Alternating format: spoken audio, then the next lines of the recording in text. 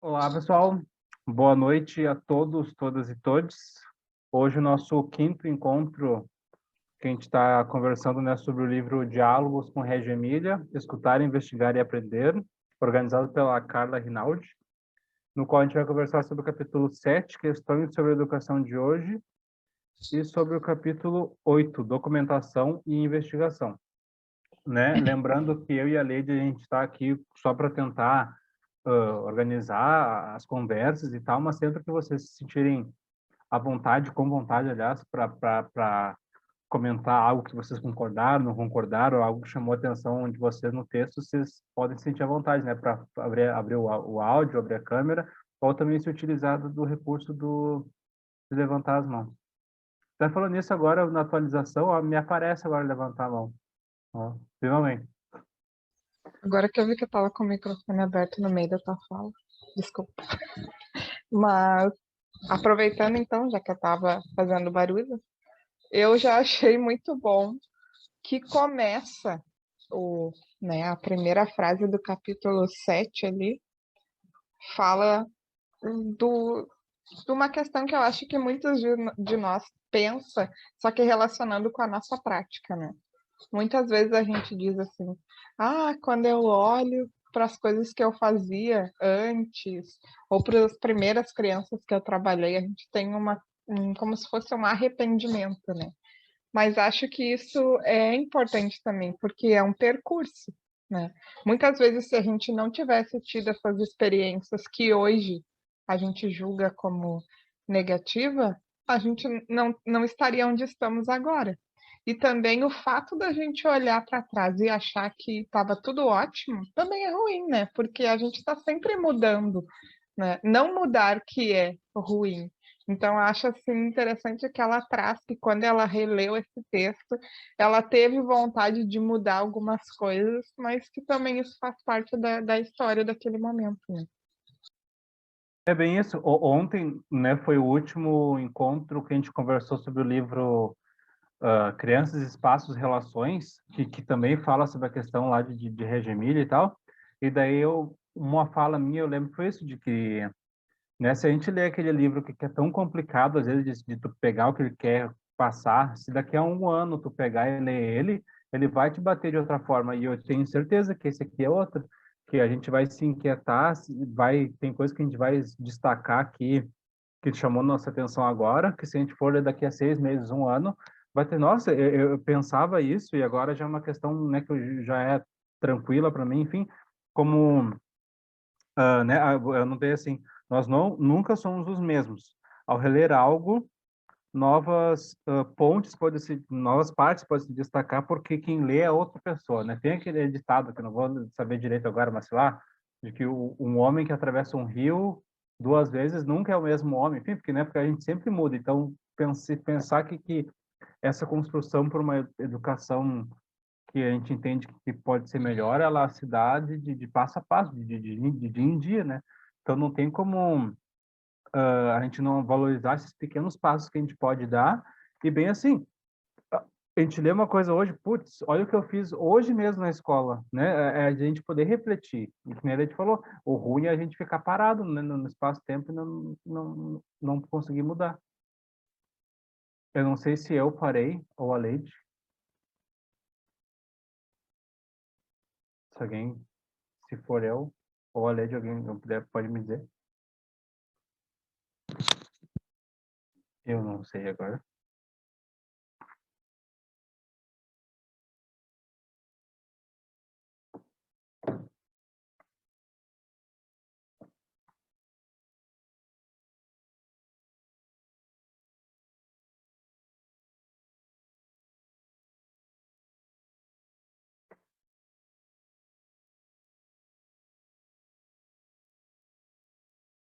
Acho que foi a Leide, então. Enfim, vocês eu vou continuar, porque eu não, a Lady caiu, eu acho, mas eu não estou tendo nenhuma resposta de vocês, mas vou entender que vocês estão online. Lady, tu que caiu, né? Não, que eu fiquei em dúvida Eu se fiquei era... preocupada quando tu perguntou se foi eu ou tu, será que nós dois? Não, é que tu ficou parada, não sabia se era eu, se era tu. Daí, enfim, agora voltamos. Mas, enfim, na questão de que quem lê esse livro, né, agora, isso é o Bernardo aqui, e daqui a pouco nunca, né, ano que vem vai ser outra pessoa. Que eu acho que dá para combinar um pouquinho com a outra leitura, né, do capítulo 8, ali que fala um pouquinho sobre isso, de que a hora que a gente for rever uma coisa, a gente não vai ser o mesmo, né? Então é legal pensar isso, e de que cada dia é único. Vocês imaginem, dia 3 de agosto de 2021, é só hoje, nunca vai ter outra data, né? Nunca vai existir esse hoje. E parece meio, né, piega, assim, nossa, aproveite o dia e tal. Mas, enfim, de gente, aos poucos começar a pensar nisso de uma forma mais poética também, né? E aproveitando que a gente está falando sobre o tempo, né? Eu achei um pouco até difícil, né? A leitura aqui na página 167, no penúltimo parágrafo, ela fala sobre o tempo e a mudança, né? E daí ela diz o seguinte: a sociedade de consumo propõe e impõe novos valores, novas relações entre as pessoas e novos conceitos de tempo e espaço. Parece que não há mais tempo para a alegria, o medo, o luto, a celebração. Não há tempo para os indivíduos ou para o grupo. O tempo seleciona a parte da humanidade que desejamos viver e transmitir, a qual se liga cada vez mais à dimensão do consumo e da produção. Porque, na verdade, é bem isso, né? A gente vê, agora eu não vou saber se é nesse capítulo ou no próximo, inclusive essa concepção do tempo, ela tem mudado a forma como as pessoas, os próprios pais se relacionam com os seus filhos, né? Porque a gente já não sabe mais, a gente não tem certeza do que é o melhor para as crianças, porque no momento, o momento, o melhor pode ser comprar alguma coisa, ou o melhor é ficar junto. Será que se eu trabalhar tanto para oferecer uma qualidade de vida melhor para o meu filho, isso é o ideal? Né? Enfim, a própria sociedade do consumo, ela interfere também na identidade da família, né? E da sociedade como um todo. E é legal, né? Por isso que a gente sempre acha legal que quem puder, quem quiser, lógico, compartilhar o que achou interessante, porque eu marquei essa mesma parte que a Lady destacou, porém me veio por outro ponto de vista. Eu marquei a questão das redes sociais. O quanto às vezes as redes sociais nos privam de uma humanidade, assim, porque daí na rede social existe uma persona na rede social e existe uma persona, digamos, no mundo real. E como às vezes isso nos priva de uma humanidade, né? Daí a pouco a gente põe uma foto mega feliz nas redes sociais e a gente não tá tão feliz. Ou tá feliz, mas não tá tanto como a foto. Como às vezes a gente cria recortes de nós mesmos, né?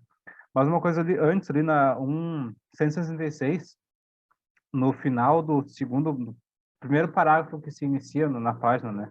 Ao contrário, trata-se de uma jornada comum para construírem juntos, pais e educadores, os valores e o modo de educar na sociedade contemporânea, dentro e fora da escola.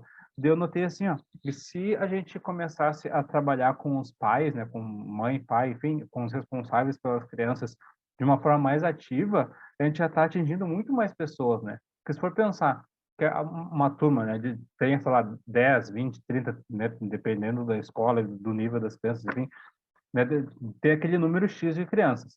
Daqui a pouco, se tu conseguir, né, se a gente conseguir mudar a vida dessas crianças, já são 30 pessoas que vão ter alguma vida minimamente diferente no futuro. Mas daqui a pouco, se tu contar um ou dois pessoas responsáveis por essa criança, então, são 60 pessoas já, né?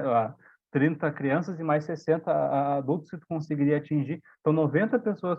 Então, sabe, se a gente conseguisse acolher os responsáveis pelas crianças na escola de uma forma efetiva, a gente ia atingir muito mais pessoas, seria muito mais efetivo, né? E essas pessoas poderiam atingir outras, tipo aquele filme, o Corrente do Bem, sabe? Mas de uma forma muito mais efetiva, porque se a gente acredita que a gente pode fazer diferença na vida daquela criança individualmente, por que a gente não acredita que a gente pode fazer diferença na vida desse pai, dessa mãe, né, dessa pessoa responsável pela criança? Então, eu achei bem interessante, assim, de pensar é um outro motivo para acolher os responsáveis na escola, né? E ainda falando da relação com a família, né?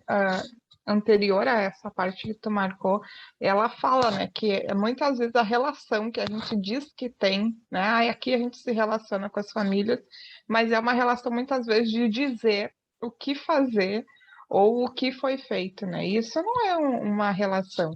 Mas aí voltando lá naquela questão do tempo, enquanto o Bernardo falava das redes sociais, aí eu lembrei que um dos primeiros vídeos que a gente produziu foi sobre a vida instagramável. E ainda falando disso, até mesmo a questão do registro na escola, né? Muitas vezes o registro que é oficializado, que vai para as redes sociais, é um registro que não condiz com a realidade, né? Por exemplo, está tudo tumultuado, né? Tá um momento desgastante para as crianças, para os educadores, mas a foto que vai e o texto que vai para a internet é como se fosse, ai, foi tudo maravilhoso. Olha essa proposta que a gente fez aqui, né?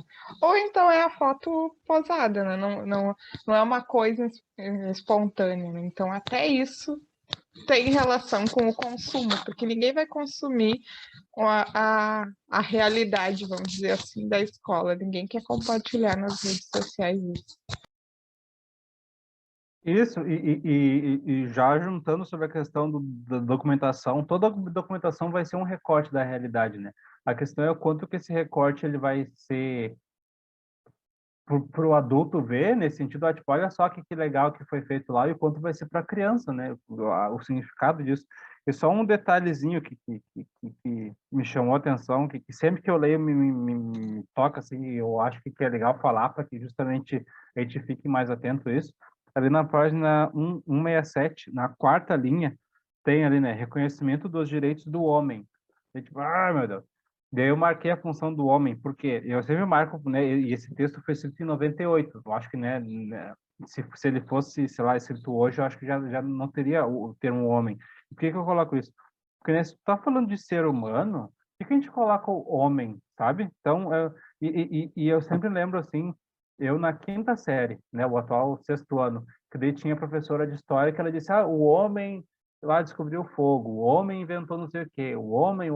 E eu lembro que eu ficava pensando, e a mulher nunca fez nada na minha cabeça, né? Porque eu entendia, né? Hoje eu entendo, ela estava falando enquanto ser humano. Então, por que que não fala, então, o ser humano, o ser humano? Porque, né, eu entendo que não foi o intuito desse texto, até porque logo para frente ele fala sobre questão de gênero, questão de sexualidade, então, tipo, a Carla, né, ela tem noção dessas questões. Só que eu acho importante destacar para que a gente fique mais atento, né, nesse detalhezinho, mas que eu acho que ajuda a gente a estar mais atento na nossa linguagem, assim. E mesmo nessa fala da Rinaldi mais desconstruída, vamos dizer assim, quando ela fala do gênero e do sexo de nascimento, né? Ela ainda assim, que nem quando ela fala que as meninas, deixa eu ver aqui, agora não, depois a gente vai chegar ali, mas ela fala tipo que as meninas são mais propensas, deixa eu ver onde é. No final da 170 e no começo da 171. As meninas, por exemplo, parecem adquirir autonomia e conseguir encontrar seus interesses mais cedo, mesmo em momentos de dificuldade. E é por isso que algumas questões se levantam diante de nós para refletirmos sobre outro importante assunto. Daí discorre ali sobre as diferenças entre menina e menino. Mas, claro, quando eu comecei a ler isso, já me deu uma incomodada. Mas, ao mesmo tempo, é a reflexão que está sendo construída para uma educadora que escreve um texto em 98, vamos dizer assim, e que traz toda a questão dos tabus do corpo, do sentimento e tal, já era uma desconstrução à frente do seu tempo, né? Mas ainda assim, penso que no momento que ela escreveu essa frase, ela não se deu conta de que essa autonomia prematura da menina está justamente relacionada à sociedade e às concepções do que se espera de uma futura mulher, né? Então, até isso, assim, a gente tem que ir sempre fazendo essa leitura e pensando, né? Que nem não adianta a gente ler, que nem eles falaram, que não seguem mais o Piaget, né? Mas a gente não pode agora não legitimar tudo que foi escrito e pensado num determinado tempo, né? Porque toda a nossa história é de progresso e de estudo, de mudança, né? Que é o que a gente falou ali no início, né? Nada é imutável. Isso aí, e daqui a pouco a gente acha que não se pensou sobre isso e já se pensou e já foi uma ideia, né, ultrapassada, né, e é bem isso, né, e não é desvalorizar, é só entender, é uma marca do tempo ela ter colocado, né, os direitos do homem, né, e ao mesmo tempo mostra que nem a Leite falou, que ela está atenta a isso, né, sobre essa questão de gênero e tal, sexualidade, eu até trago ali na página 168, no terceiro item ali da página, né, que traz assim: será que a consciência dos indivíduos que constituem a família mudou a ponto de haver hoje uma nova definição e uma nova identidade para a família? Eu notei isso porque eu pensei assim, a questão, né, o homem como provedor, a mulher como dona de casa, ainda existe, lógico, mas ela está muito mais ultrapassada, né? Hoje em dia a mulher já está trabalhando, o homem também já pode ficar em casa, né? Não se tem mais, lógico, ainda se tem, mas essas são questões que estão sendo desconstruídas e as pessoas estão muito mais livres nisso, inclusive na questão de se ter dois pais, duas mães, casais separados, enfim, a própria questão de casal separado era todo um tabu antigamente, hoje em dia é a coisa mais comum, né? Não é uma questão. Então, acho interessante a gente pensar.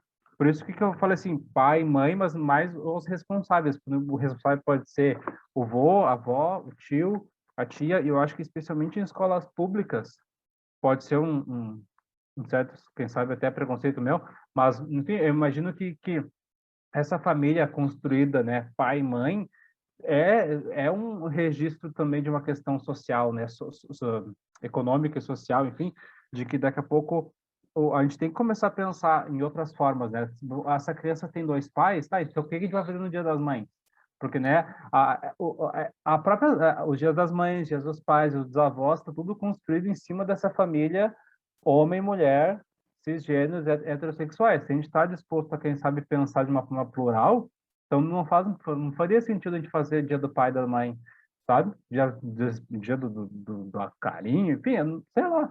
Mas, né, a gente não pode deixar isso, eu tive o Dia do Pai e da Mãe, então meu filho vai ter e era disso. Tá, mas tem um monte de questões que estão envolvidas ali, e se a gente não estiver disposto a pensar, elas vão passar batido. Inclusive, Bernardo, essa reflexão que tu traz é uma reflexão que eu acho que no âmbito da rede privada ela é o mais difícil, né? Porque ainda se tem uma relação de uma venda, né? A escola privada ela está vendendo uma vaga, vamos dizer assim, e tem os clientes que são as famílias, né? Por quê? Né? O meu filho faz parte da rede pública. E na escola do Raul tem o dia do quem cuida de mim, que acontece 2 vezes ao ano, mas ainda assim, de certa forma, está meio que ligada a pai e mãe, porque acontece em maio e acontece em agosto, né? Mas aí na rede privada, sempre que se fala nisso, aí vem várias justificativas. Por exemplo, não, mas aqui todo mundo tem mãe, aqui todo mundo tem pai. As mães estão esperando por isso. Então, né? E aí também os bilhetes, né? Várias vezes eu tive que dizer, quando eu peguei um bilhete, mamãe, e eu, família. Porque não é a mãe que é a responsável por tudo, né? Pode até ser que em muitas realidades seja isso, mas a gente tem que fazer esse lembrete de incluir os demais, né? E aí, mas aí eu fiquei pensando justamente nisso do menino e da menina, que na maioria dos textos que a gente lê sobre a abordagem régio, quando vem de lá, eles falam, né? O melhor para meninos e meninas. E daí eu penso agora, me dou conta que não está falando só do gênero, né? Mas está falando justamente que eles veem, eles percebem as diferenças dentro dessa questão cultural do que é criança, que é o desenvolvimento do raciocínio dela na página 69, né? Que essa criança, esse menino e essa menina é uma definição cultural que tem a ver com a questão histórica, com a política, com a social, né? Então, por isso que eles sempre falam meninos e meninas, e não crianças no geral, né?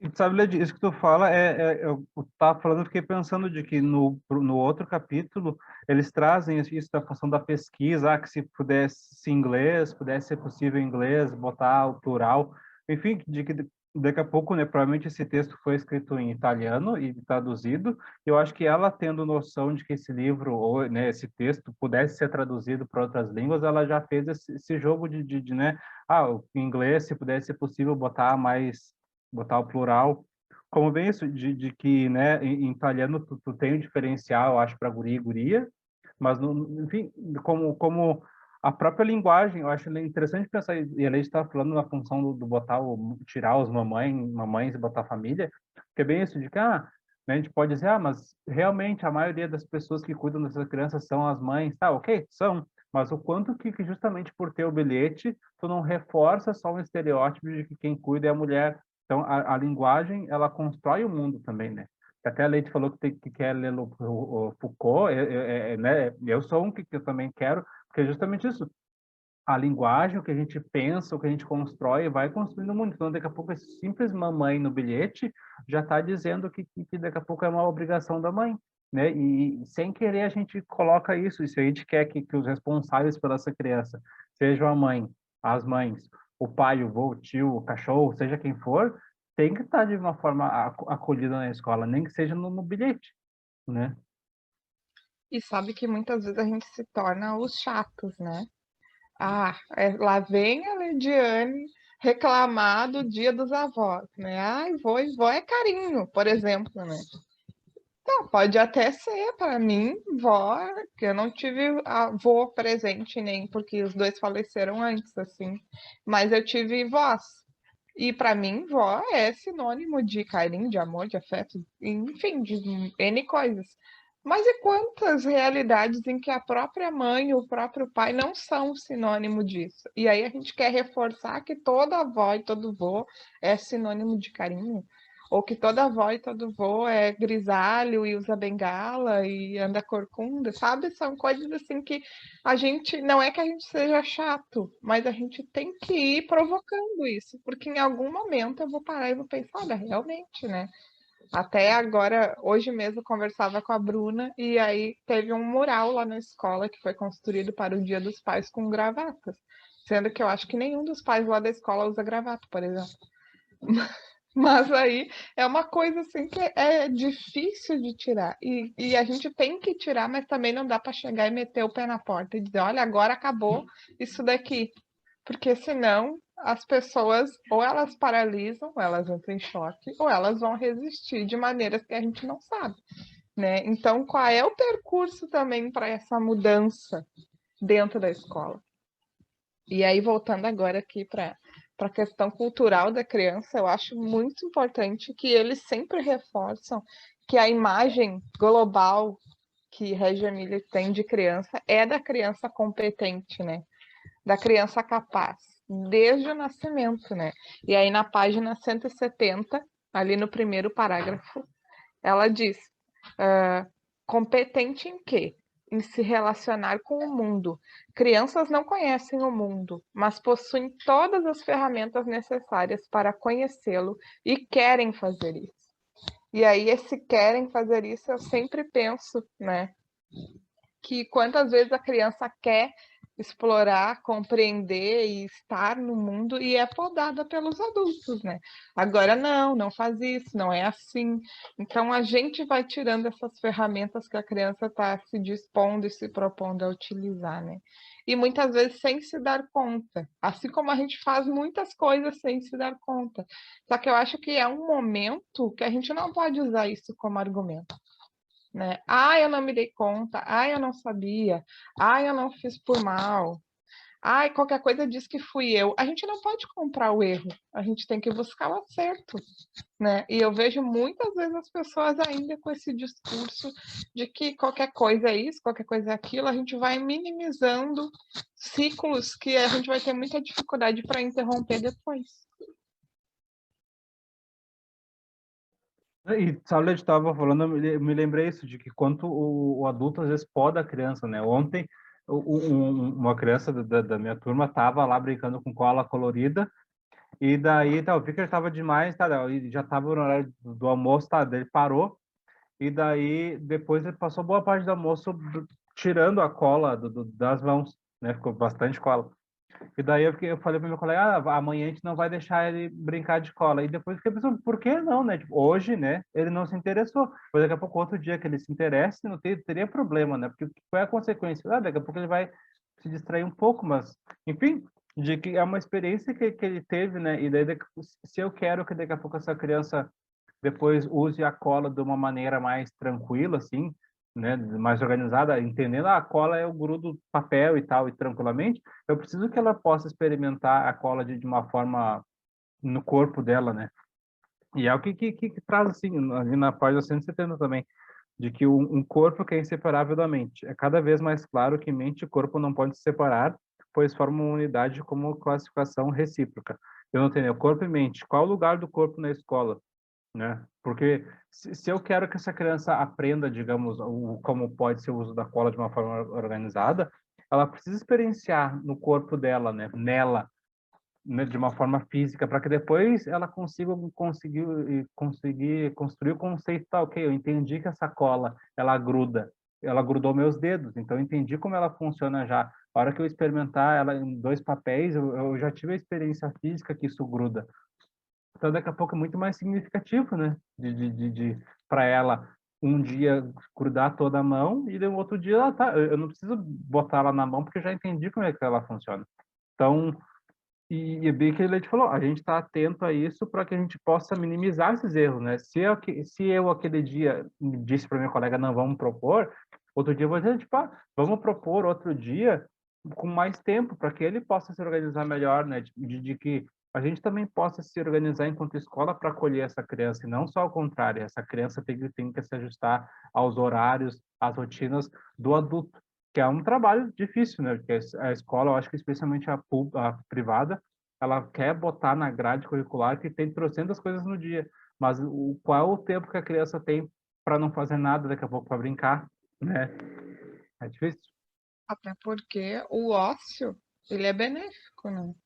Ah, quando a gente estuda um pouco de psicologia, por exemplo, a criança que não consegue nunca brincar sozinha, que sempre precisa, nem que seja do olhar do adulto, ela não é uma criança saudável, vamos dizer assim, né? Porque estar sozinho, ficar entediado, tudo isso é importante, né?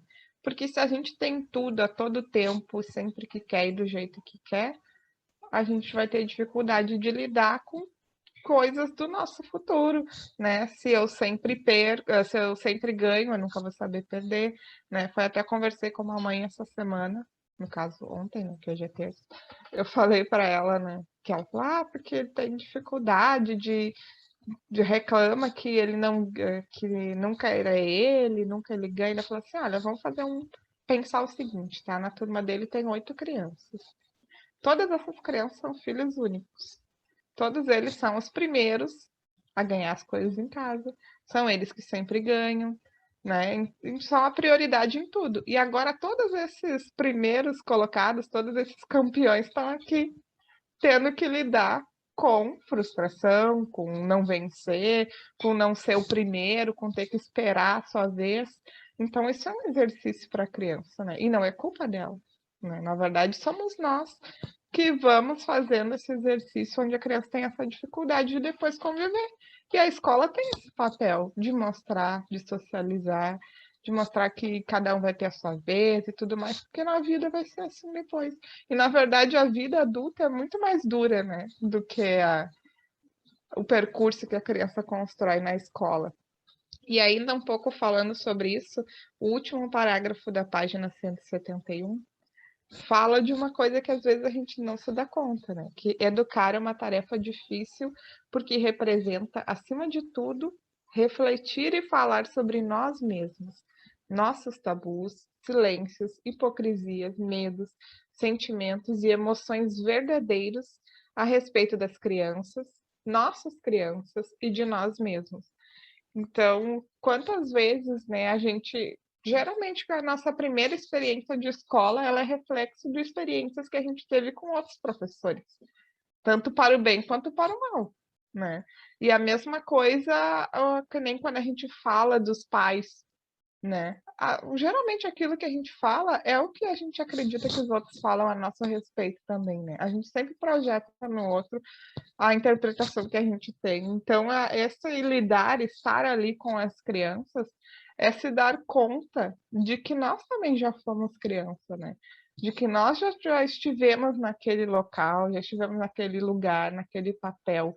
Então, como que eu reflito hoje enquanto adulta e proporciono uma qualidade melhor de experiência escolar para essa criança, para daqui a pouco ela não ter os mesmos problemas, os mesmos julgamentos que eu tive depois.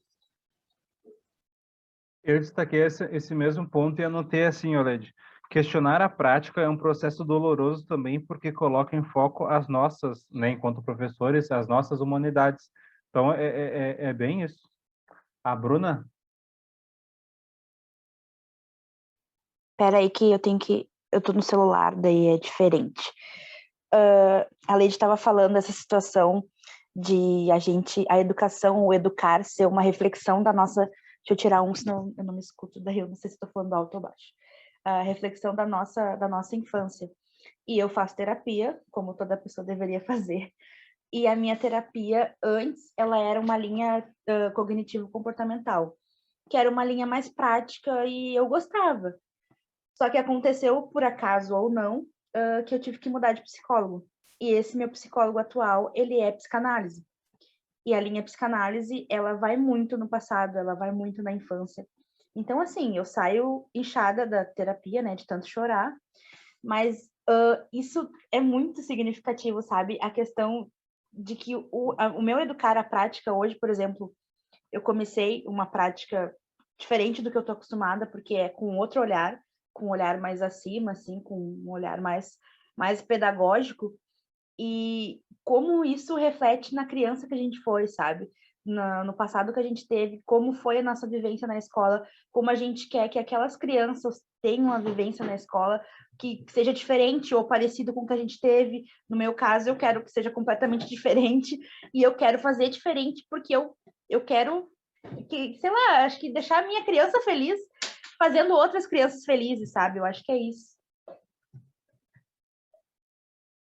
ô Bruna, isso que tu traz, eu não fiz, eu quero ver se eu começo a fazer em algum ponto da minha vida, né, o mais cedo possível, mas eu acho que a questão de terapia, eu acho que para todo ser humano ia ser importante, e eu fico pensando para a gente que vai trabalhar com criança, que é um ser que está tão absorvente, digamos, de tudo que ele recebe, eu acho que seria tão importante que a gente pudesse pensar, né, que nem tu falou, na criança que a gente foi, o que a gente teve de referência, porque daqui a pouco a gente só está colocando para a criança coisas que a gente teve e sem questionar. E a gente tem que ser um trabalho diferente. Hoje mesmo, né, não tem a ver, quer dizer, tem a ver, mas não é exatamente a mesma questão da terapia, mas eu fico pensando na questão da meditação, que eu fiz, eu usava um aplicativo durante, sei lá, umas 2 semanas. E uma coisa que a Ana botou, faz muito bem para a gente a terapia, né? Então, na questão da meditação, eu fiz durante 1 ou 2 semanas. E daí uma das práticas era tu pensar assim, a hora que tu tem uma emoção, tu pode imaginar que a emoção ela toma conta de um quartinho de 2 por 1, e daí essa emoção vai tomar conta de ti como um todo, ou a emoção é um quartinho, 2 por 1, dentro de um hangar enorme. Então eu faço, tá, ok, as crianças estão gritando, eu estou me estressando, eu vou gritar. Essa emoção é uma coisinha dentro de um espaço maior. Porque daqui a pouco, só de eu ter essa reflexão, já faz com que a minha postura frente ao que a criança fez é diferente. Então, né, é importante que o adulto possa se conhecer, tanto na questão de terapia ou de meditação, que pode ser uma forma, porque é bem isso, né, de que a gente não pode só reproduzir o que a gente teve, a gente tem que pensar o novo, né? E às vezes pensar o novo nem é inventar a roda, é só daqui a pouco olhar para a criança e fazer o básico, né? O que seria óbvio. A Leide falou assim, quando ela começou a estudar a questão da abordagem Pickler, isso tem que respeitar a criança. Ah, mas não é óbvio isso? Não, não, porque a gente entende, nem enquanto adulto, o corpo da criança como uma coisa pública, assim. A gente já conversou sobre a questão da gravidez na mulher, daí a pessoa mal conhece a mulher e daí já encosta na barriga porque entende que esse bebê parece que é uma coisa pública, né?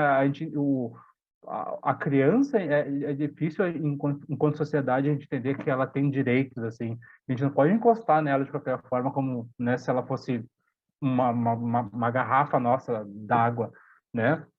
É um ser humano e esse transformar essa prática, esse olhar demora, não é do dia para a noite. Inclusive, eu não faço terapia atualmente, mas gostaria. Mas eu lembro assim que um período, assim como eu sempre digo que a professora Marita foi importante para eu ver a educação de outra forma, a, o meu acompanhamento com a psicóloga foi o que me fez ver que eu era assim uma pessoa potente, uma pessoa competente e que eu poderia estar em outros lugares.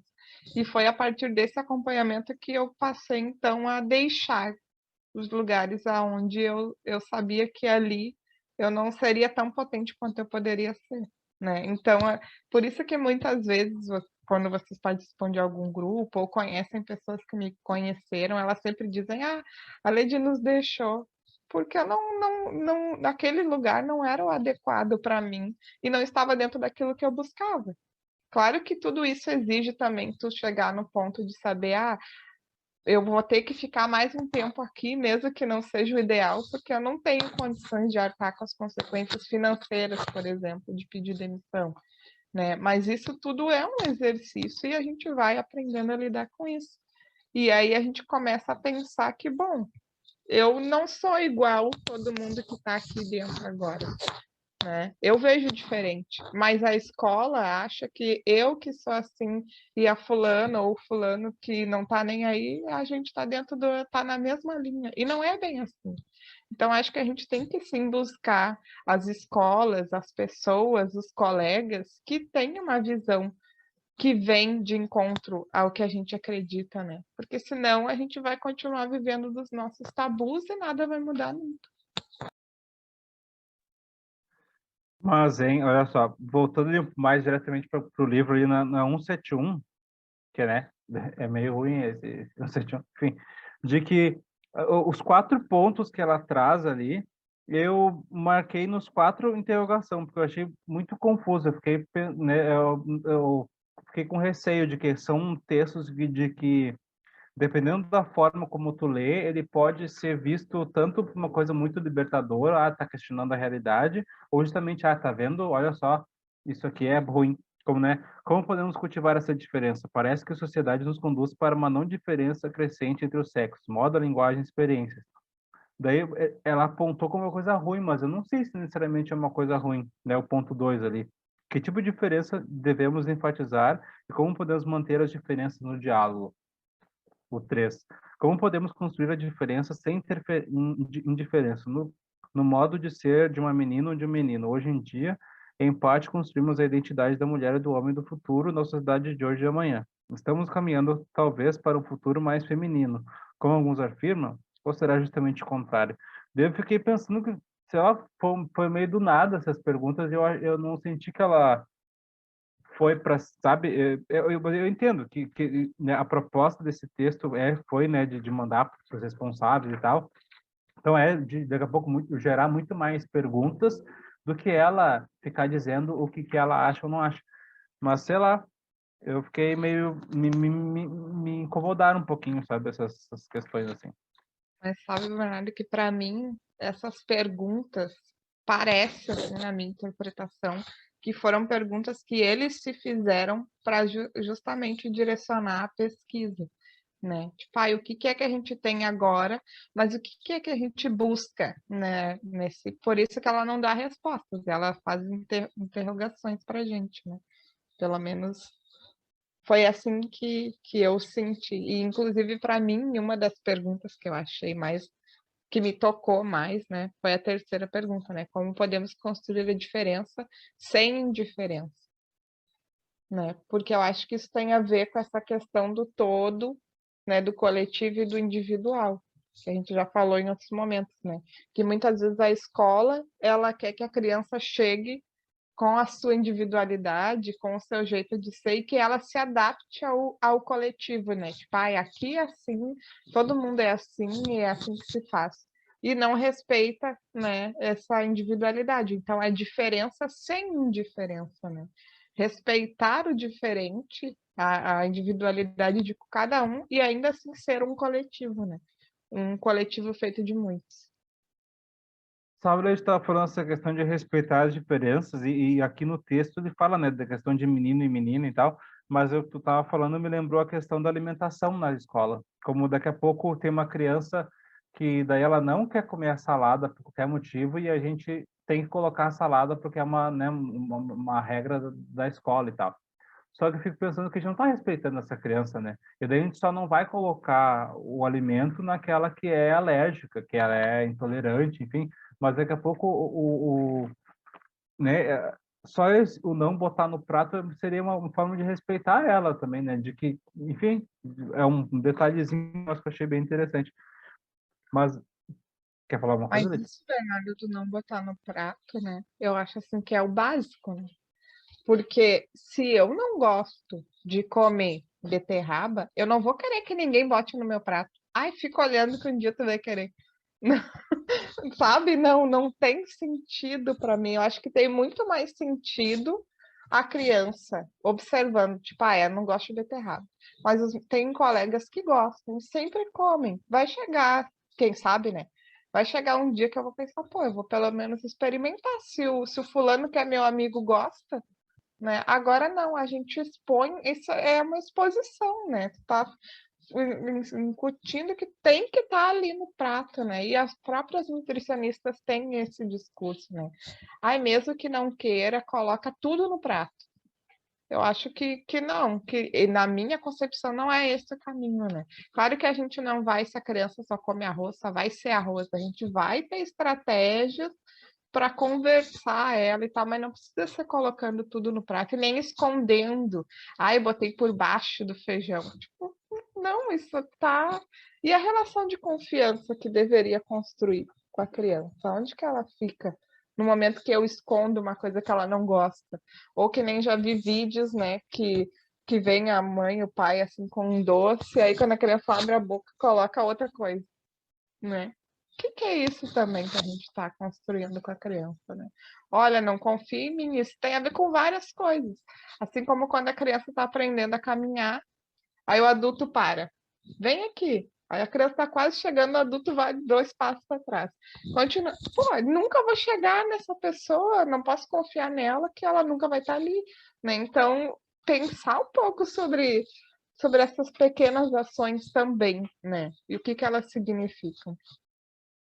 E tu sabe, tu falou da questão das nutricionistas, e eu botei mais uma listinha, assim, né, que no livro lá do Crianças, Espaços e Relações fala na questão da interdisciplinaridade, quanto é importante a gente pensar a escola uma questão ampla, e daí isso, a gente botar para a lista arquitetos, psicólogos, terapeutas, nutricionistas, para que a gente possa pensar de uma forma coletiva, né, porque daí tem a nutricionista da escola, e eu não estou falando só da minha, né? Estou falando de uma escola, das escolas como um todo, que daí tem esse plano alimentar, a gente vai oferecer trocentas frutas, trocentas verduras e tal, e vão botar no prato da criança para que a criança possa se alimentar, mas ele não pensa de uma forma holística, que nem eles colocam, né? De tá, ok, e o respeito dessa criança. E o tempo que ela vai ter para se alimentar, será que é suficiente? Porque para a criança ter o desejo de querer comer, ela tem que estar tranquila, não dá para comer, tipo, ó, vamos falando, né? Só que aí tá, se tem que ser dessa forma, como é que, né, vai ser pensar de uma forma complexa, assim, né? Mas eu acho que uma questão ali na 172 que me chamou muita atenção, né? No primeiro parágrafo da página que começa ali. Em vez disso, peço a vocês que reflitam sobre a educação sexual, a identidade sexual e sobre a identidade da pessoa como um todo, incluindo corpo e sexo.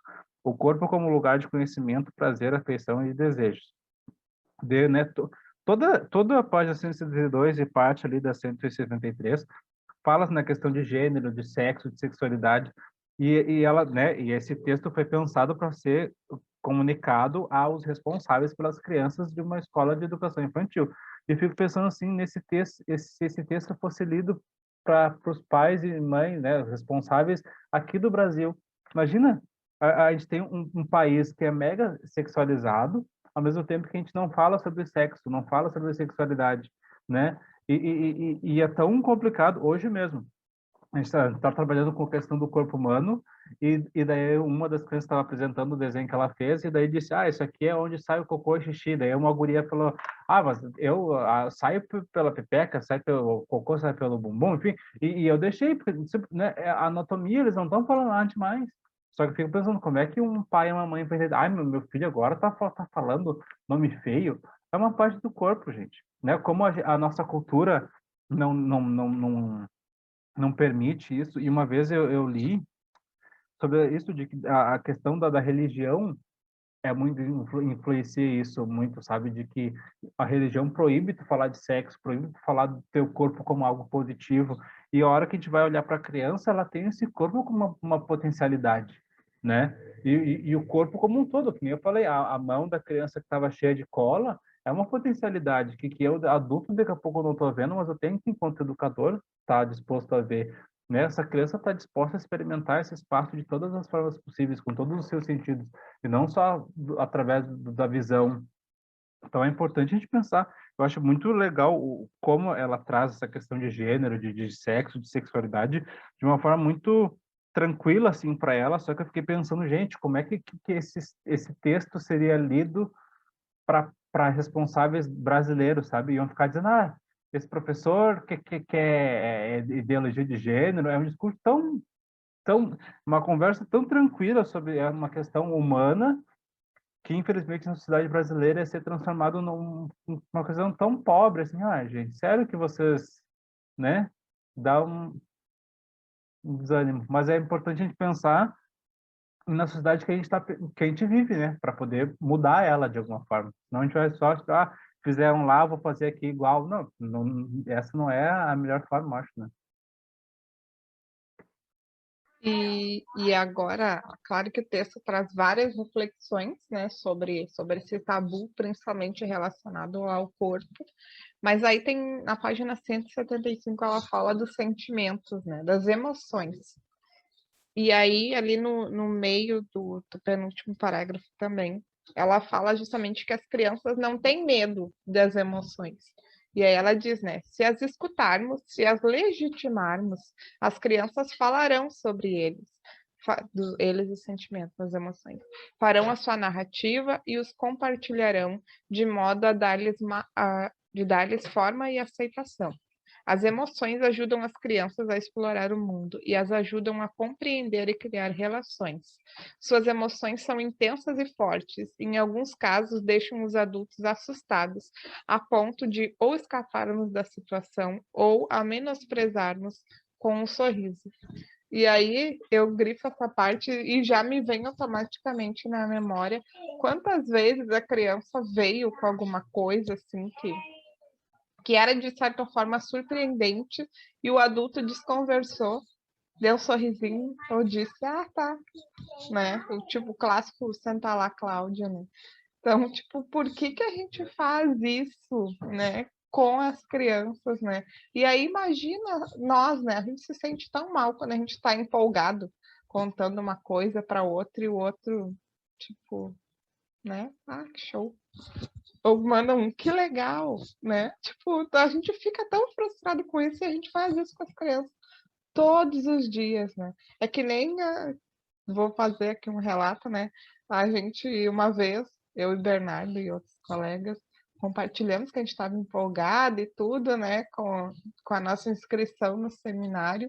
E aí a gente recebeu um emoji assim, pô, isso acaba, né? Com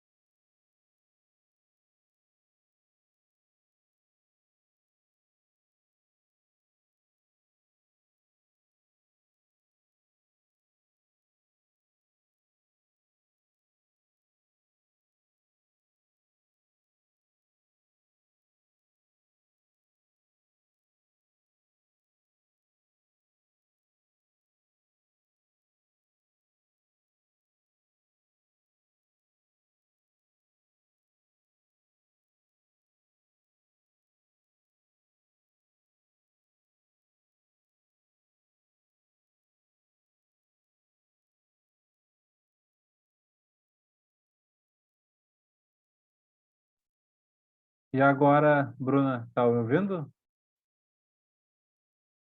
Tá, não, é que eu tive a brilhante ideia de começar a perguntar se estavam me ouvindo, eu com o microfone fechado, né? Aí dificulta um pouco o entendimento. Mas, mas, né, eu acho que eu vou dar continuidade aqui no texto. Eu notei exatamente isso que a Lei destacou também, a questão ali as crianças não têm medo do mundo e nem medo dos seus sentimentos, né? E quanto que às vezes a gente acaba tendo medo dentro dos nossos sentimentos. E eu acho que linkando com o que tu falou, Bruna, antes da questão da terapia, né? Quanto que seria importante que todo mundo, todo professor, educador pudesse ter uma terapia para a gente poder pensar, né? Esses livros, eles já fazem isso de uma forma que permite a gente pensar a nossa prática, mas daqui a pouco seria interessante a gente se colocar enquanto ser humano, ponto. Não só como um professor ou professora, né? Bom, eu caí e perdi minha reflexão, mas acho que como já é 9h30, a gente tem que também passar para o próximo capítulo. Mas antes disso, eu não sei se daqui a pouco tocou vocês também, tá? Mas ela traz entre a 175 e a 176 algumas falas de crianças, né? E aí tem a fala da Laura, que diz o seguinte: Milo está apaixonado por mim, mas não gosto dele. Estou apaixonada por Samuele. Sei que é loucura eu amar alguém na minha idade. Até a professora fala isso toda hora, como se fosse piada. E minha mãe diz que não tem importância porque ainda sou pequena. Mas é uma pena, porque para mim é muito importante. E aí eu fiquei pensando não o fato dela, não sei qual é a concepção que essa criança tem sobre o que é estar apaixonado, ou sobre o que é amar, mas dentro da concepção que ela tem, aquilo é importante. Então a gente não pode fazer piada como a professora dela fazia, ou menosprezar o sentimento, porque a criança ela vive aquilo dentro do que é possível para ela, né? Então da gente pensar nessa reflexão também de não querer dizer, ah, não, tu nem sabe o que é isso, ou tu é muito nova. Ok, dentro disso que ela entende agora é real e é importante, né? E até o fato dela se questionar, né? Pô, que pena que ninguém me leva a sério, né? Mas de pensar nisso também, né? Mas, Lady, isso que tu traz, eu senti exatamente essa mesma coisa, né? De que a gente não estava valorizando o que ela tava de sentimento, né? E daqui a pouco é o adulto entendeu? O amor, para mim o amor é X, Y, Z. Então, para a criança vai ser isso. Não, para a criança o amor, daqui a pouco ela querer correr no pátio de mão dada com um outro, sabe? E isso é o amor para ela e tá tudo tranquilo. Eu notei também essa questão, né, do espaço das emoções na escola, que eu e a Lady, a gente já fez um vídeo sobre isso, sobre valorizar a gama de sentimentos como um todo assim, na escola.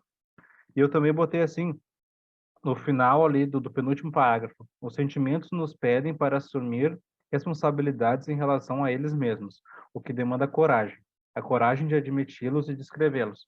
Eu botei assim a coragem para admitir que a gente tem emoção também enquanto professor, sabe? De que não tem como eu valorizar na criança algo que eu não valorizo em mim. Que é uma questão que eu acho que a terapia daqui a pouco traz, né? Como é que eu vou trazer, eu consigo olhar o outro a partir do que eu consigo ver em mim também. Então, que nem eu falei, eu hoje disse assim, essa criança está me irritando, né? E esse sentimento para mim é válido, né? A educação infantil não é um é triste pensar que tem gente que acha que a gente só fica se divertindo. Lógico que a gente ri com as crianças, elas são engraçadas, elas falam coisas, elas brincam, né? Imitam, enfim. Mas a gente se irrita também, as crianças choram, a gente tem dor de cabeça, a gente tem vontade de ir no banheiro, a gente se irrita com um colega, se irrita com, né?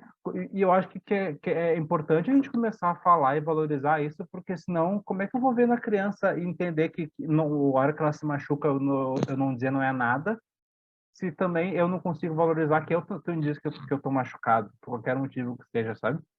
Então, para poder ver a criança como um ser humano jovem, que nem o texto traz, não sei se, acho que de ontem, né? O ser humano, a criança é um ser humano jovem, um ser humano que tem pouco tempo de vida, mas é um ser humano, né? Acho que é importante a gente ver um ser humano que está ali em formação e a gente também está em constante formação, né? Isso, Bernardo, da gente admitir que tem sentimentos, é que nem assim, não é que a gente não goste das crianças, mas é natural se ter mais afeição por uma criança do que por outra. E aí já ouvi algumas coordenadoras dizerem assim, não, tem que tratar todos iguais. Não, não, não quer dizer que a gente vai maltratar, mas sim, sempre tem a identificação. Assim como eu não acredito, tá? Me desculpe aqui se tiver mães de mais de um filho, eu só tenho um, né? Talvez um dia eu tenha mais. Mas eu não acredito que se ama igualzinho os dois filhos, porque que nem eu tenho um irmão. E para nós, eu e ele, a gente tem esse consenso de que o meu pai gosta mais de mim e a minha mãe gosta mais dele. Eles não admitem isso, mas a gente sente, a gente vê, né? Então, e não tem problema. Talvez quando a gente é criança, a gente sente mais. Mas com o tempo a gente vai entendendo porque a gente também é assim nas nossas relações, né? E não tem problema, né? O problema seria agora eu privilegiar mais, se eu tiver outro filho, o Raul do que o outro, porque o Raul veio primeiro, ou sei lá, porque o outro é mais novo. Isso é tudo bem, a gente pode julgar, mas agora a questão da identificação não existe, gente. A gente sabe que, né? Se alguém aqui tem mais de um filho e quiser falar, desculpa, mas eu não acredito. Mas, sabe, Lady, isso que tu estava falando me lembrou uma vez que eu vi num folder de um centro de meditação, assim, era tipo, mate seus pais, né? E, lógico, né, é uma coisa, é para chamar atenção, lógico, ele embaixo dizia o porquê, que é bem que isso que, né, a gente tem que ter esse distanciamento, que os nossos pais, eles são seres humanos.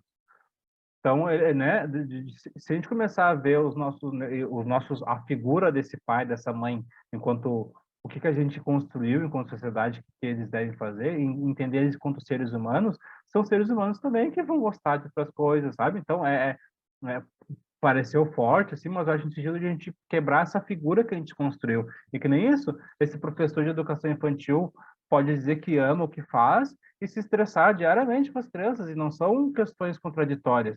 Daqui a pouco ele se estressa porque ele entende o quanto que daqui a pouco uma coisa é importante, a criança não prestou atenção, não gostou, jogou fora, sabe? Enfim, é complexo. E não tem como a gente ficar, eu adoro criança, adoro educação infantil e fingir que é tudo uma maravilha. Não é.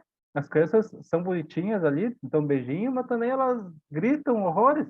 Então, né, ignorar isso é ignorar a própria existência dela ali. Enfim, eu acho que uma. Pode falar, Leide. Não, eu ia falar o que ficou para mim já do primeiro parágrafo do capítulo 8, tá? Ali não tem a página aqui, mas é a 179 no caso, né? Que ela fala uma coisa que eu acho que vem bem de encontro ao como chega a abordagem Reggio Emília aqui para nós no Brasil, né? Essa compreensão que a gente tem. Que ela diz, né? Talvez também porque são mais difíceis de ilustrar e provavelmente mais complexos de entender. De fato, a fim de captar a novidade, esses conceitos requerem uma mudança real de paradigmas por parte do ouvinte, mas acima de tudo por parte daqueles que trabalham em situações de ação pedagógica. Porque daí, até falei com o Bernardo outro dia, que eu resolvi entrar num grupo no Whats, que é de pessoas inspiradas em Reggio Emília. E é muito triste, na verdade, né? Porque esse grupo acho que tem umas 500 pessoas, nem sei direito. E todos os dias, alguém fala: ai, alguém tem um projeto sobre animais. Alguém tem um projeto sobre lavação de mãos. E coisas assim, sabe? Gente, em que momento da história a gente não entendeu que a abordagem Reggio Emília não fala do projeto pronto, e sim da construção do projeto no cotidiano? Só esse pontinho, sabe? Aí até compartilhei ontem que nesse processo de busca por uma professora nova lá na escola, ou um professor, teve um dia que uma moça, que eu perguntei para ela se ela conhecia, o que ela sabia sobre a abordagem de Reggio Emília. Se ela tivesse dito para mim, só ouvi falar, não conheço, quero aprender e tal, para mim seria ótimo. Mas ela olhou para mim e disse, é construtivismo, né? Isso eu já sei, Reggio Emília eu sei. sabe? Ela resumiu tudo que eu tô morrendo para aprender, porque eu não sei, né? Tô aprendendo, na palavra construtivismo. E aí, tá bom, vamos continuar. Né? Então é isso também, né? Como que chega também, mas o que eu quero focar aqui é que para a gente entender, a gente tem que estar disposto a mudar. Porque não adianta eu querer entender a abordagem Regemilha e ainda assim eu querer o projeto pronto. Eu querer o modelo de relatório, onde eu possa só mudar o nome da criança, né? Que eu já vi também. Mas isso que tu traz, Lady, é bem o que a gente estava conversando ontem, de que teve agora não vou lembrar o nome da pessoa, mas enfim, que ela disse isso, de que na escola, na rede que ela trabalha, é a rede municipal, acredito, de ensino, que daí estão querendo, tá vindo uma ordem, né, superior, vamos trabalhar com REG, tá, metodologia REG, tá, enfim, o método REG, tá, não sei como é que eles estão chamando, enfim, mas, né, inspirados em Reggio Emilia. E daí, dizendo de cima para baixo, sendo que daí essa mesma pessoa tem 15, trabalha uma manhã inteira e uma tarde inteira e tem 15 minutos de manhã, 15 minutos à tarde, não é pensado, né, são, digamos, vagas diferentes, né, ela não é contínua, então, mas enfim, é uma pessoa que tem 15 minutos de manhã, 15 minutos à tarde. Que relação que ela vai ter com essas crianças, sabe? De que ela cansada, como é que ela vai olhar para essas coisas de uma forma acolhedora? Enfim, de que não é algo de cima para baixo, né? E daqui a pouco esse espaço do questionar a realidade e do não saber é muito mais significativo para tu pensar a realidade e problematizar ela do que algo pronto. Metodologia Reggio. É botar lâmpada na sala de cor colorida, fazer uma janela grande e era isso aí, deixar a luz entrar.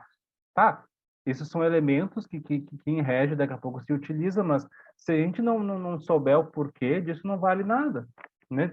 A função de... A Hã? pessoa fala, esse exemplo que tu trouxe é da Luciane, trabalha em São Paulo. E ela trouxe uma realidade que a gente ficou bem chocada. Assim. Mas ela também falou que a própria prefeitura que pediu, ela disse que era para trabalhar com elementos da natureza. Ou seja, essa também é uma visão que eu vejo bem popular de que Reggio é elementos da natureza. Eu gosto muito de trabalhar com a natureza. Mas ninguém falou que é isso. Isso não está escrito em nenhum livro, Reggio Emilia, Elementos da Natureza. E aí eu lembro de uma seleção que eu fiz uma vez, que era para uma escola montessoriana. E eu tenho um conhecimento bem raso sobre Montessori, na verdade, né? E não tenho problema nenhum de falar sobre isso. Ainda não foi uma coisa que eu me foquei em estudar. Mas eu sei que Montessori não tem nada a ver com sucata, por exemplo.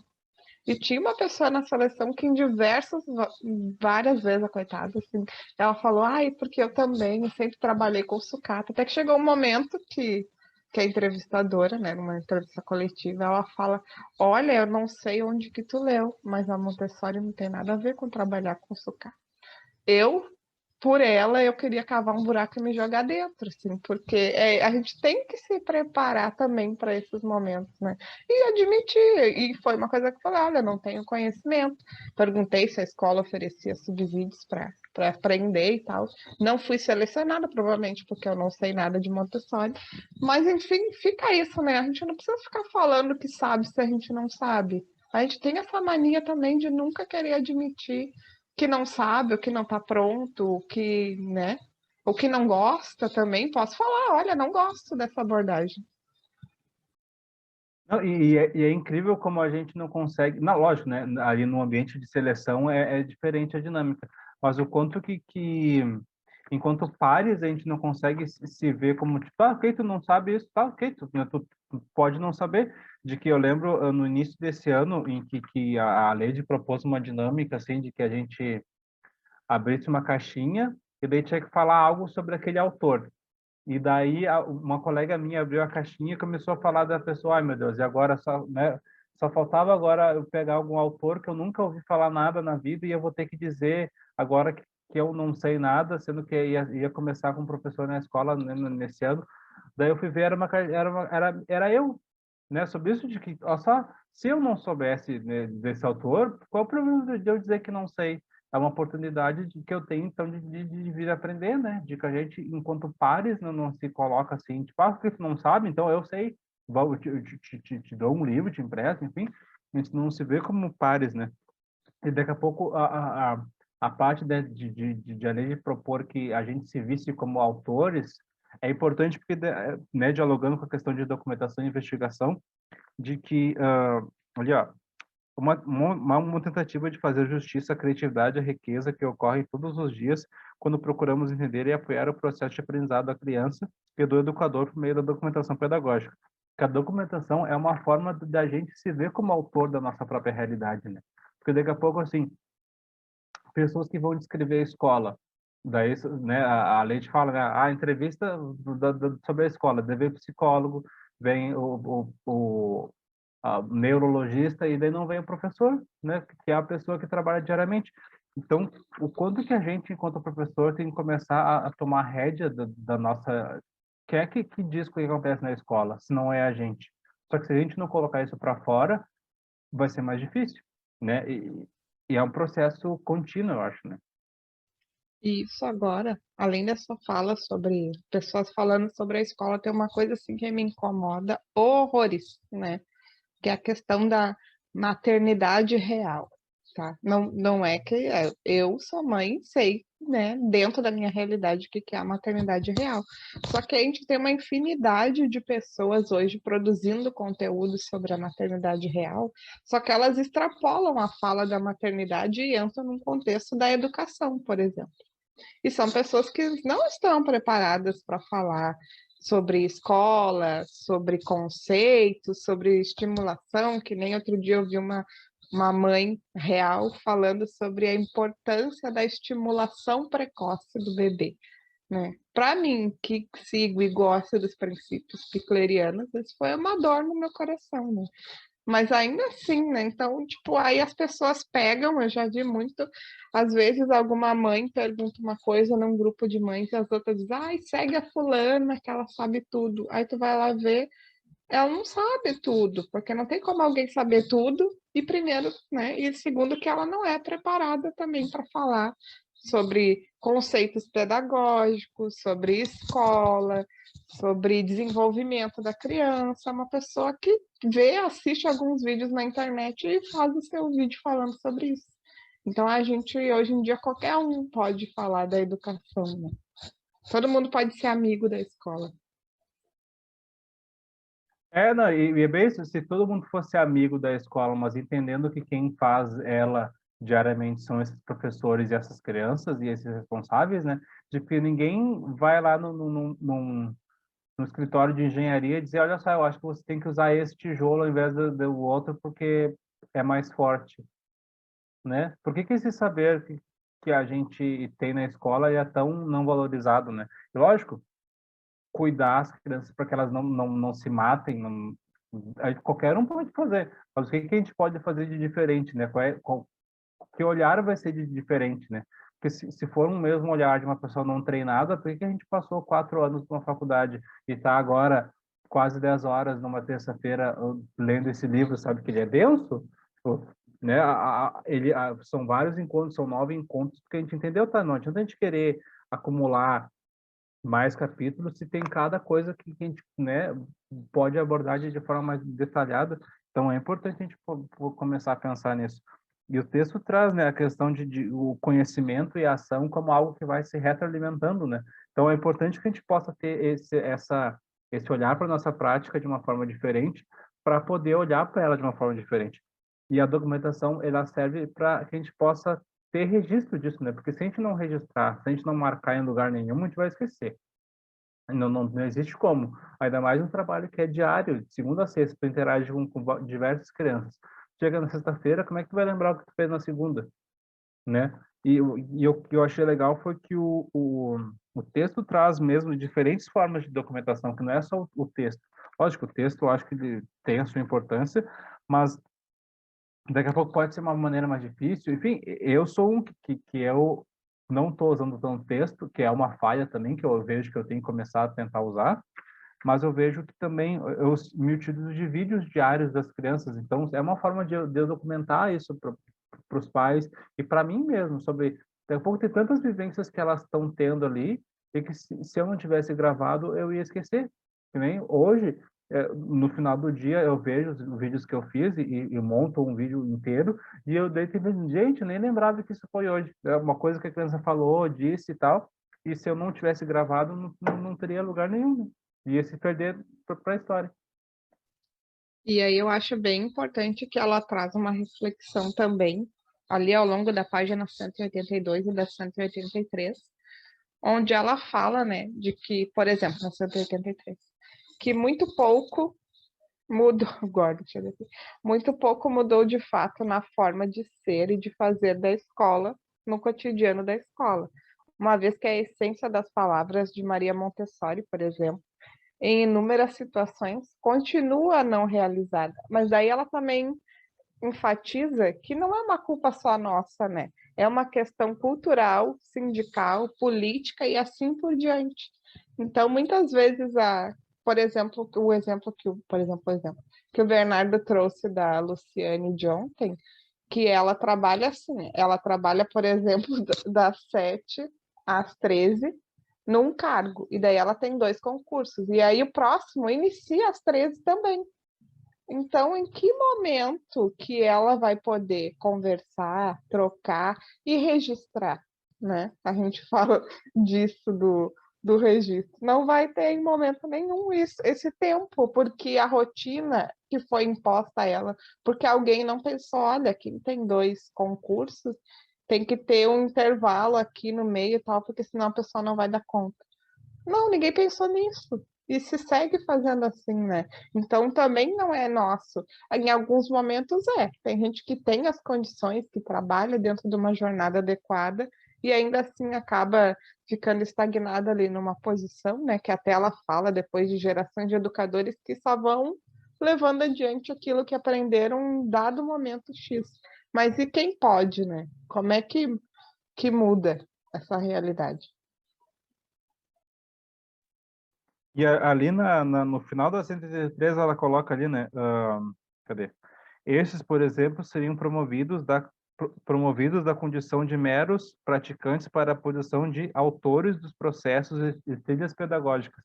Então, a gente tem que começar a ver o quanto que a gente pode construir essa realidade, né? Daqui a pouco, assim, ó, se a Carla Rinaldi não tivesse escrito esses textos, né, ao longo de, não sei, 30, 40 anos, enfim, ao longo desses vários anos, e tivesse compilado eles nesse texto aqui, nesse livro, a gente não ia estar lendo. Então, a questão da documentação já é tão importante, né, e a gente está lendo parte dela aqui. Então, daqui a pouco é importante que a gente possa fazer registros, sejam eles em vídeo, em foto ou em texto, para que a gente possa começar a documentar essa prática, né? É só uma coisa que não tem tanto a ver, tem a ver com um texto, mas não tem a ver com tanta documentação, mas que é nessa página e eu quero falar porque senão a gente pode esquecer. Ali no início do segundo parágrafo da 183 ali. É o fato de que continuamos a falar da escola, do ensino e da aprendizagem utilizando apenas a linguagem verbal, a palavra falada e a escrita. E aqui ele está falando sobre a questão, né, do registro, né, da documentação, mas eu anotei a questão do toque e do abraço, que conversa com o capítulo anterior, né, sobre a questão da sexualidade, enfim. A gente pode entender o abraço, o toque como algo sexual, lógico, mas é tão sensível esse toque na criança, né? Eu me propus hoje a ser mais afetivo com as crianças. A hora que elas chegavam à tarde, hoje chegaram 4 alunos à tarde, eu tipo, foi falando, dava um abraço, porque daqui a pouco isso, né, é uma forma de eu acolher a criança também e de eu me sentir mais acolhido. E tem efeitos, né, neurológicos que o toque carinhoso vão gerar na criança e em mim. Então, se eu tiver noção disso, daqui a pouco eu posso ter uma abordagem muito mais tranquila, assim. E já aconteceu outras vezes. Fulaninha, junta lá o que tu atirou no chão, a criança, não, Fulaninha, junta lá, por favor. Daí eu, tipo, Fulaninha, junta lá, me dá um abraço. Daí eu dei um abraço ali, ela juntar de boa, porque, né, se quebrou aquela barreira ali que se tinha, e o afeto transforma a gente, né? E o afeto falado, mas o toque também. A gente, daqui a pouco, a gente já conversou, daqui a pouco uma pedagogia brasileira, a base dela seja o toque físico, porque a gente é uma população que tem muito esse toque. e daqui a pouco a gente aqui no sul, daqui a pouco pode ter menos, né? Enfim, ou mais, não sei, mas a gente poder ver as potencialidades, daqui a pouco o toque físico, o abraço, é uma potencialidade que a gente tem numa pedagogia brasileira, assim. E aí, Bernardo, dentro disso que tu falou, eu quero falar 2 pontos, né? O primeiro é sobre essa questão do toque, né? Que daí eu leio ali em 98, que é o capítulo anterior, ele já tinha uma concepção do toque afetivo muito mais evoluído do que a gente tem ainda hoje, né? Porque ela traz justamente a concepção de que uma criança que é tratada com carinho, com respeito, ela vai saber diferenciar um toque carinhoso de um toque malicioso, por exemplo. Porque ela sempre foi respeitada e sempre foi tratada assim, né? E aí a gente muitas vezes tem esse tabu, principalmente acho que o Bernardo, pelo fato de ser um homem dentro da educação infantil. E aí eu vou trazer um exemplo de um professor de música que teve numa escola que eu trabalhei, que ele sempre dizia para nós assim, que era só tinha 2 professores na escola, de música e de educação física, na educação infantil. E os 2 falavam a mesma coisa, né? Que quando as crianças vinham querer sentar no colo deles, eles sempre desconversavam, porque eles tinham medo do nosso próprio julgamento, ou daqui a pouco, sei lá, porque tinha câmeras na escola, o que os pais iam pensar. Então, até isso, o professor, e não só na educação, acho que fora da educação infantil deve ser pior ainda pensar nisso, ele tem que se privar do carinho que para nós é tão comum com as crianças por causa das interpretações dos outros, né? E o outro ponto que eu queria falar, ainda dentro dessa fala, é de uma coisa que o Bernardo compartilhou comigo outro dia, que ele não tinha se dado conta e eu também não. A gente no Baobá tem sempre a preocupação de legendar os vídeos e tal, né? Pensando nós, porque daí se a pessoa é surda, ela tem o recurso de ler, né? Só que aí a gente se esquece que o surdo não tem a língua, ah, o português, né, como sua língua materna, mas sim a Libras. Então, nem sempre o que está ali escrito é acessível e de fácil compreensão para uma pessoa surda. Então, até isso a gente tem que ir mudando também e se dando conta, né?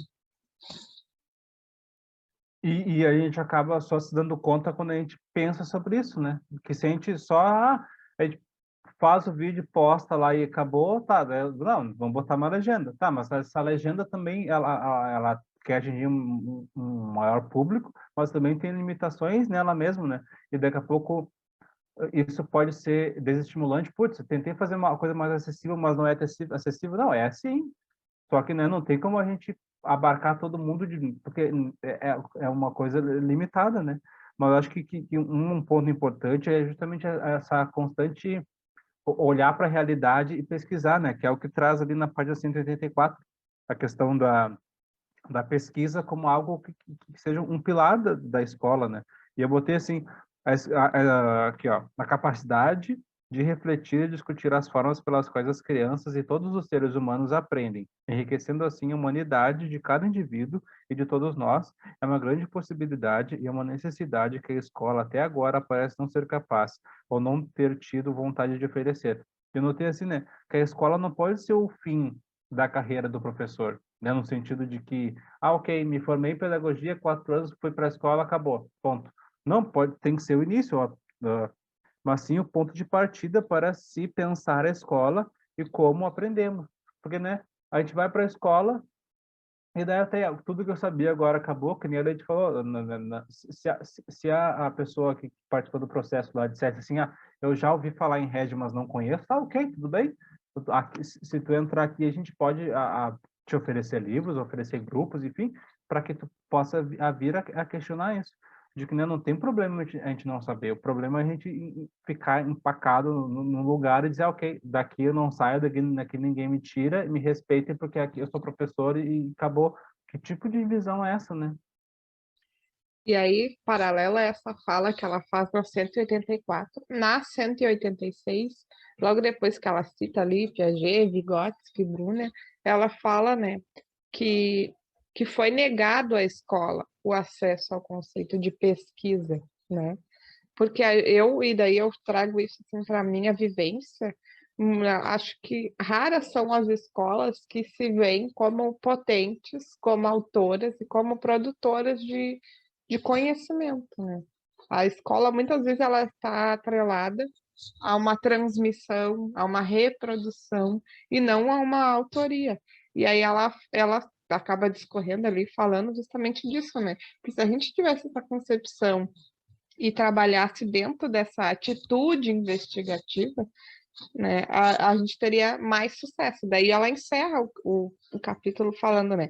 Estou convencida de que essa atitude investigativa é a única abordagem ético-existencial factível numa realidade cultural, social e política como a nossa de hoje, sujeita a mudanças, colapsos e formações híbridas de raças e culturas, que são positivas e potencialmente arriscadas. É o valor da pesquisa, mas também a busca por valores. E daí eu escrevi que esse é o meu objetivo também, né? É se permitir ter uma atitude investigativa como um princípio de trabalho também. E se colocar como autor da nossa realidade, né? Porque eu fico pensando assim de que né, tentando linkar com a questão de registro e documentação, o quanto daqui a pouco uma agenda diária pode parecer que é um registro significativo porque é diário, né? Tipo, todo dia tem algo a falar sobre a criança, mas daqui a pouco, por ser tão diário, ele perde o valor. Então, né, a Lady um dia compartilhou o percurso de aprendizagem, acho que seria, né, da criança que foi aos pouquinhos aprendendo a usar a colher para se alimentar. E daí ela compartilhou isso e eu vi essa criança na escola no outro dia e pensei, olha só que legal, eu vi isso dele, né? Eu olhei essa criança através desse olhar, do que simplesmente no dia, assim, eu posso até ter escrevido alguma coisa interessante do dia da criança, ele se interessou por tal coisa, aprendeu, conversou sobre o colega, enfim, mas daqui a pouco tem no canto da agenda, se comeu, não comeu, fez xixi, não... Então, como é que a gente vai mostrar para esse pai, para essa mãe, que essa escola tem um monte de coisa interessante, se todo dia eles querem saber se a criança comeu, não comeu, fez xixi ou não fez xixi, né? É, Não, o que eu ia dizer é que é a documentação, né? A documentação é a chance da gente legitimar o que acontece dentro da escola, né? Quer dizer que relatar como o Pedro aprendeu a comer é importante. Relatar como a Maria aprendeu a caminhar é importante, né? Tudo que acontece é importante. E quando a gente escolhe aquele recorte, né, que a gente está escolhendo o que a gente quer dizer, né? A gente não está contando tudo gritaria, a criança que caiu de cabeça ali do lado, não. A gente quer contar isso, que é o que ela fala em algum momento, que é o poético, né? A gente tem que ter esse olhar poético também, porque senão, né, a gente não precisa compartilhar o que todo mundo sabe já, né? e linkando sobre essa questão do olhar poético, né? Daqui a pouco um pai, uma mãe, um responsável, né, se é uma escola que tem câmera, olha esse mesma questão lá, de um ponto fixo da câmera e tá nem aí. Mas, né, o professor que sabe ter essa sensibilidade, olha só que legal, o fulaninho, a fulaninha conseguiu levantar hoje, foi lá guardar o brinquedo, coisa que ele nunca fez. Isso é uma coisa que é marcante.